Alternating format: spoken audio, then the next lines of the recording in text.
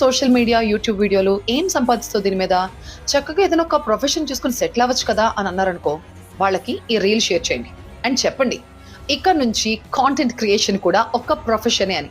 ఈ మాట నేను చెప్పట్లేదు, స్వయంగా సెంట్రల్ గవర్నమెంటే చెప్తోంది. ఈ డిజిటల్ ఎరాలో ఇన్స్టాగ్రామ్, యూట్యూబ్, పాడ్కాస్ట్లతో లక్షలాది మంది కాంటెంట్ క్రియేటర్స్ ప్రపంచానికి వాళ్ళ టాలెంట్ ఏంటో చూపిస్తున్నారు. అలాంటి కాంటెంట్ క్రియేటర్స్ కి ఒక అఫీషియల్ రికగ్నిషన్ ఇవ్వడానికి Indian government content creators economy bill 2026 ని తీసుకొచ్చింది.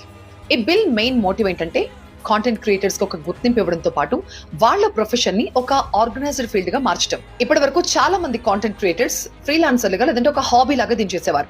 ఇప్పుడు ఈ బిల్లు వల్ల వీళ్ళందరూ కూడా ప్రొఫెషనల్స్ గా గుర్తింపు పొందే అవకాశం ఉంది. ఈ బిల్లుతో కాంటెంట్ క్రియేటర్స్ కి ఒక రిజిస్ట్రేషన్ సిస్టమ్ రావచ్చు. దీనివల్ల వాళ్ళ ఇన్కమ్, ట్యాక్స్ ఇవన్నీ కూడా చాలా క్లియర్ గా, ట్రాన్స్పరెంట్ గా ఉంటాయి. దీంతో పాటు కాంటెంట్ క్రియేటర్స్ కి ఇన్సూరెన్స్, అలాగే పెన్షన్ లాంటి సోషల్ సెక్యూరిటీ బెనిఫిట్స్ కోసం కూడా గవర్నమెంట్ ప్లాన్ చేస్తోందట.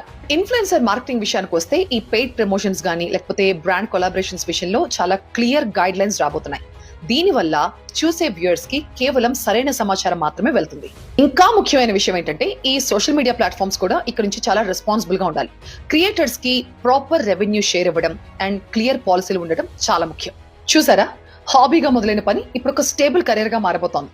ఈ బిల్లు గనక అమల్లోకి వస్తే ఇండియాలో క్రియేటర్ ఎకానమీ జెట్ స్పీడ్ తో పెరగడం